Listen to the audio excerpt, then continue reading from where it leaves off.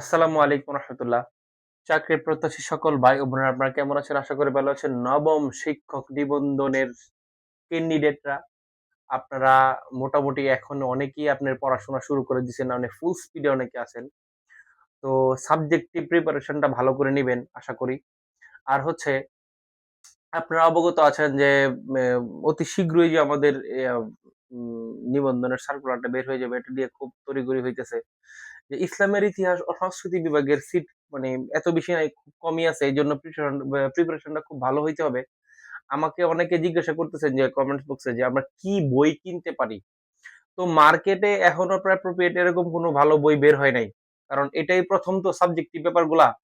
তো মার্কেটে এখনো আপনার এরকম ভালো মানের কোনো বই বের হয় নাই। আপনারা ৪৯ তম বিসিএস এর যে প্রিলি একটা বুকস আছে, এটা ১০০ মার্কের একটা বুক মানে বই বের হইছিল ইসলামের ইতিহাস সংস্কৃতি বিভাগের। এই সাবজেক্টিভ বইটা আপনারা কিনে পড়তে পারেন। এটা হচ্ছে বেস্ট অপশন। আর হচ্ছে ইন্টারমিডিয়েট এর ইসলামের ইতিহাস সংস্কৃতি ফার্স্ট পেপার হচ্ছে সেকেন্ড পেপার ২ টা কভার করেন। মোটামুটি ইনশাআল্লাহ ৮০ থেকে ৯০% কভার হয়ে যাবে। আর বাকি সিলেবাস দেওয়ার পরে আপনারা দেখবেন যে আপনাদের পড়া মোটামুটি ক্লিয়ার হয়ে গেছে। তো চলুন আজকে টপিক শুরু করি। আজকে হচ্ছে উমাইয়া রাজবংশ, যেটা প্রতিষ্ঠিত হয়েছিল যে হযরত আলী রাদিয়াল্লাহু তাআলা আনহুর নিধনের পরে ৬৬১ খ্রিস্টাব্দে। আর হচ্ছে এটা ছিল মোটামুটি ৮৯ বা ৯০ বছর ৭৫০ খ্রিস্টাব্দ পর্যন্ত। আমরা জানি যে এই উমাইয়া খিলাফতের প্রতিষ্ঠাতা হচ্ছে আমির মুয়াবিয়া রাদিয়াল্লাহু তাআলা আনহা। যে উনি আরকি যে উনার রাজধানী ছিল হচ্ছে দামেস্কে। তো আলী রাদিয়াল্লাহু তাআলার সাথে বা আপনার উনার একটা যুদ্ধ হয়েছিল সিফিনের যুদ্ধ। এই যুদ্ধের পরবর্তীতে পরবর্তীতে বিভিন্ন সমঝোতার মাধ্যমে উনি ক্ষমতায় আসছিল। উনি হচ্ছে হযরত হাসান রাদিয়াল্লাহু তাআলার সাথে সমঝোতার মাধ্যমে উনি ক্ষমতায় আসছিল এবং পরবর্তীতে উনি উনার ওয়াদা ভঙ্গ করছে। যাক, তো এখন আমরা এখান থেকে কোন টপিক গুলা পড়বো, যে টপিক গুলা পড়লে আরকি আমাদের উপকার হবে। ইতিহাস তো হিউজ ইতিহাস। দেখেন, আপনারা উমাইয়া খিলাফত প্রতিষ্ঠার যে ইতিহাসটা এটা একটু পড়ে নিবেন। বইয়ের মধ্যে খুব ভালোভাবে বিশ্লেষণ করা আছে। তো আমি যে বইটার কথা বলছিলাম যে ৪৯ তম বিসিএস এর যে বইটা, স্পেশাল বিসিএস এর যে বইটা, এই বইটার পিডিএফটা আমার কাছে আছে। এটা যদি আপনারা নিতে চান ইনশাআল্লাহ সংগ্রহ করতে পারবেন আমার কাছ থেকে। তো প্রথমে পড়বো হচ্ছে উমাইয়া খিলাফত প্রতিষ্ঠার ইতিহাসটা। এরপর হচ্ছে মুয়াবিয়ার অধীনে খিলাফত উনি কি সংস্কার করছিলেন। আমরা জানি যে উমাইয়া খিলাফত যে শুরু হয়েছিল, খিলাফা খিলাফত প্রতিষ্ঠার পরে উনি প্রথম আরকি রাজবংশ প্রতিষ্ঠা করছিল।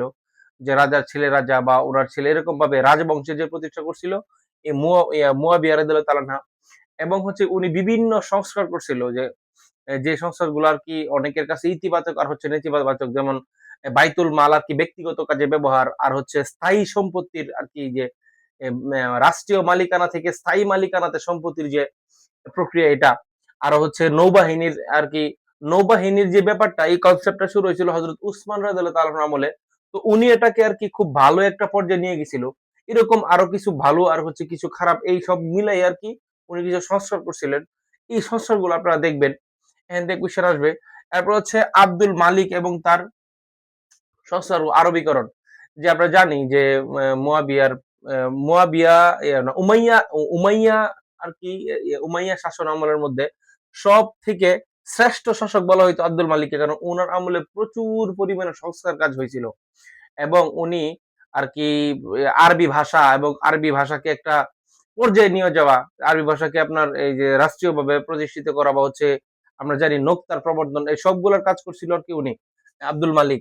তো উনাকে বলা হইতো উমাইয়া বংশের শ্রেষ্ঠ শাসক। তো এটাও দেখবেন উনি কি কাজগুলা করছিল, কি সংস্কারগুলো করছিল। উনি ৬৮৫ থেকে ৭০৫ পর্যন্ত আরকি ক্ষমতায় ছিল। মুয়াবিয়া উমাইয়া রাজবংশে মোটামুটি ১৪ জনের মতো আরকি শাসক আরকি ছিল।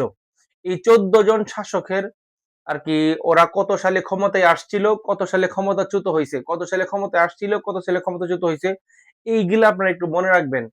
আর হচ্ছে শ্রেষ্ঠ শাসককে কার অবদান কি কাজ করছিল, উল্লেখযোগ্য যে কাজগুলা এগুলা একটু মনে রাখবেন।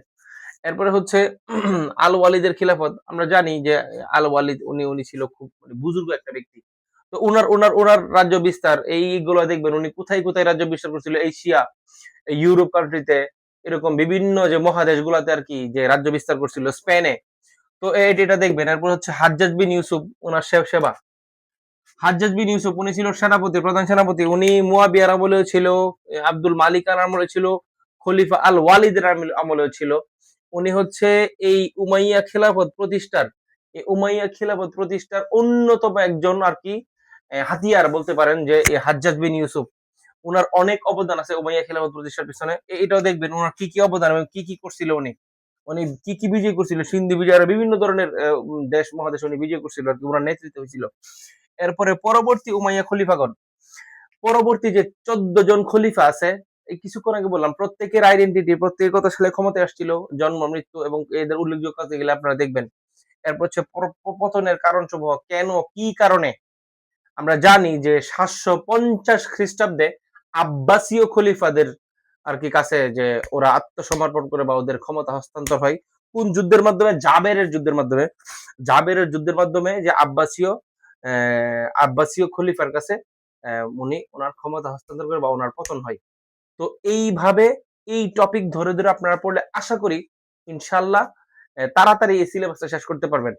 আমি ইনশাল্লাহ নিয়মিত এখান থেকে ক্লাস দেওয়ার চেষ্টা করব, যদিও মাঝখানে 2 সপ্তাহ আমি ক্লাস দিতে পারি নাই, আমি একটু ব্যস্ত ছিলাম, ক্ষমা চাচ্ছি। ইনশাল্লাহ আপনারা আমার সাথে থাকুন আর চ্যানেলটিকে সাবস্ক্রাইব করে রাখুন, আর নিয়মিত আপডেটগুলো আপনারা পেয়ে যাবেন ইনশাল্লাহ। আর পরীক্ষা প্রতি সপ্তাহে মানে প্রতি 2-3 দিন অন্তর অন্তর একটা মডেল টেস্ট হবে, আপনারা মডেল টেস্টে অংশগ্রহণ করবেন।